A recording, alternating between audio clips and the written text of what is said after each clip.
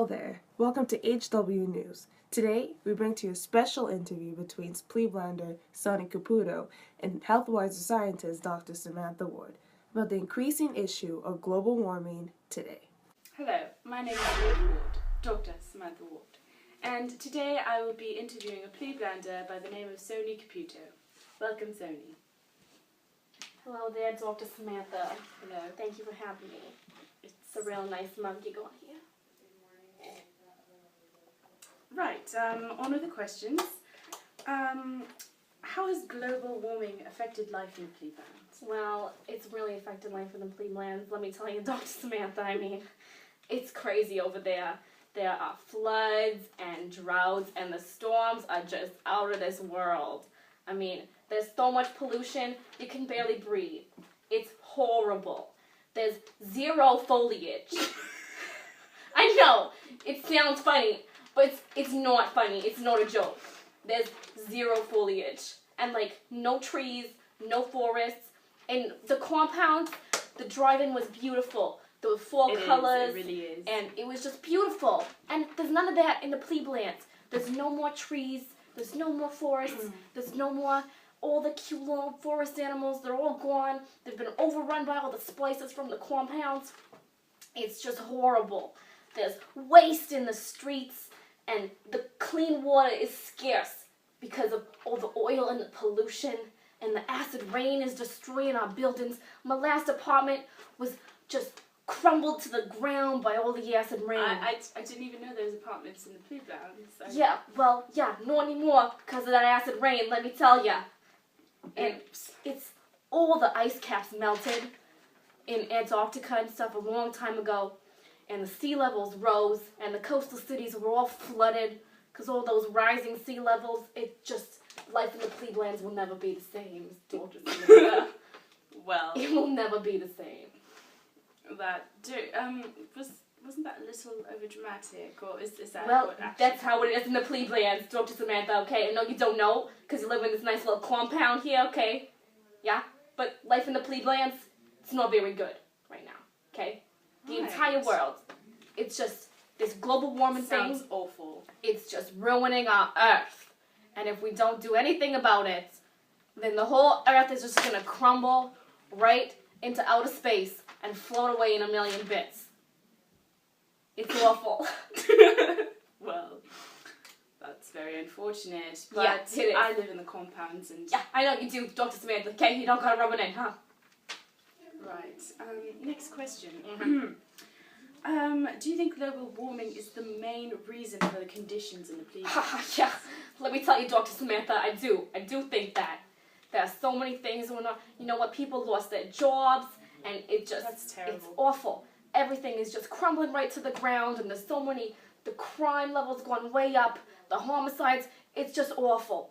And there's people stealing and fighting right in the streets in the middle of the day. And you can't go out by yourself in the middle of the day unless you're wearing a turtleneck and some long pants.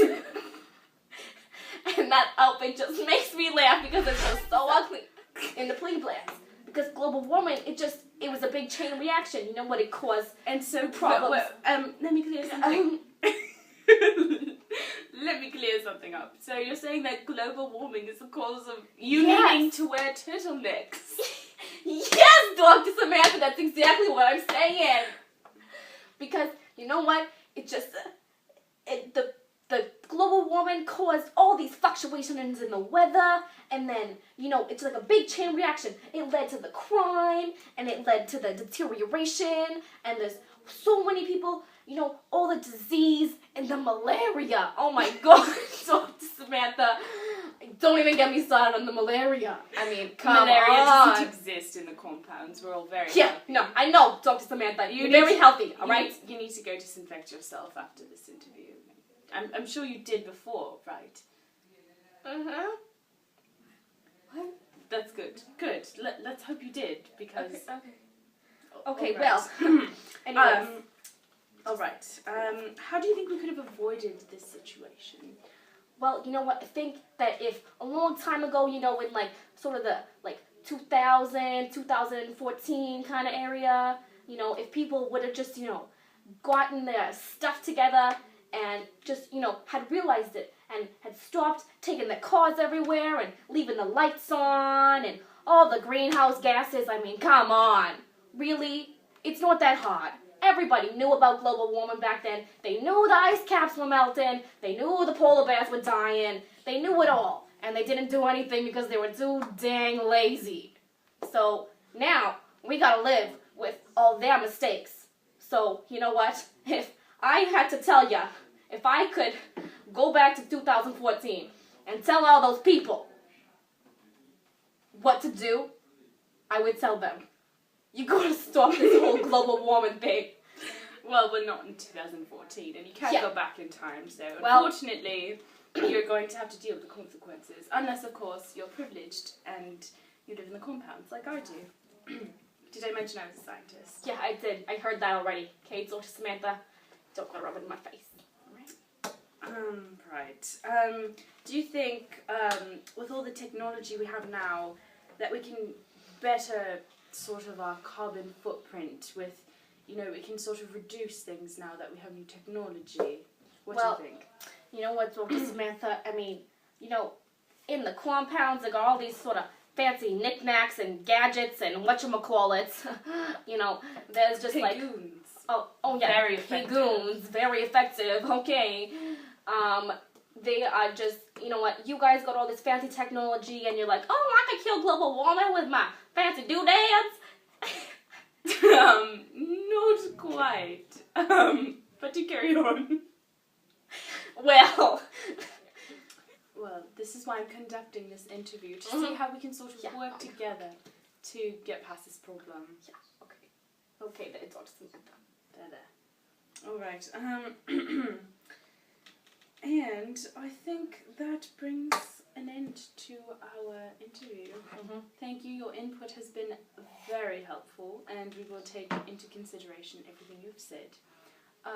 Thank you for tuning into our interview, and goodbye. One more thing.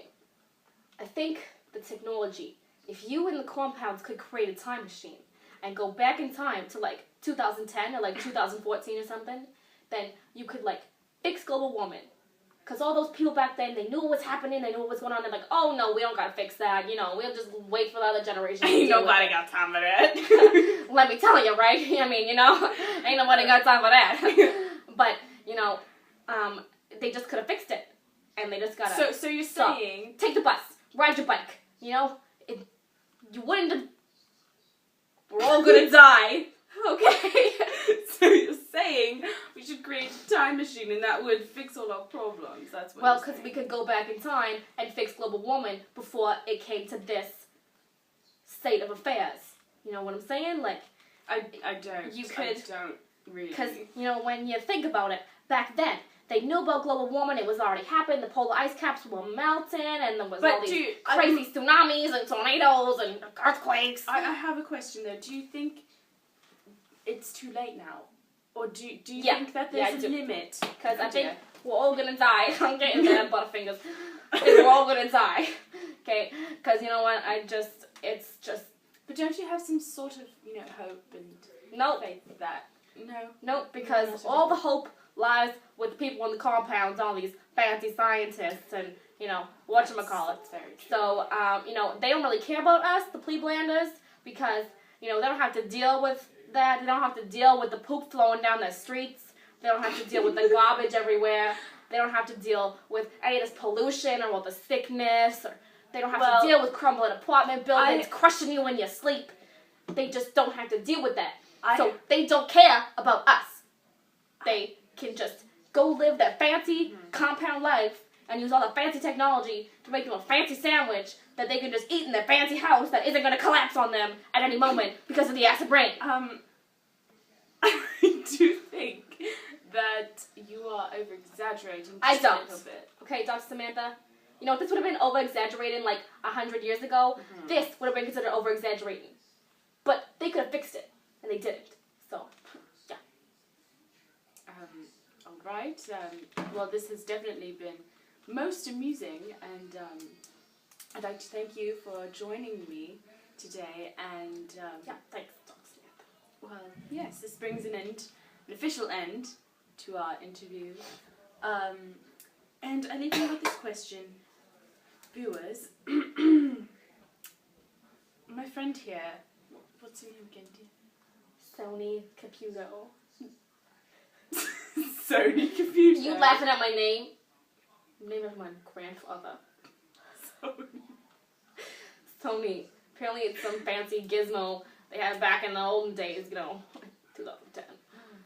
Right, okay. Now, here's the question that you're going to ask the viewers, okay? If you could go back in time, would you fix global warming? What would you do to fix global warming, right? What would you do? That's the question that we're going to leave you with. Right, Dr. Samantha? Yes, I was just about to say. Okay, well, yeah, thank you very much, Dr. Samantha. You have a good day. Okay, I'm going to take this mug for the road. All right. Oh, right, it's probably infected anyway. Thank you for joining us.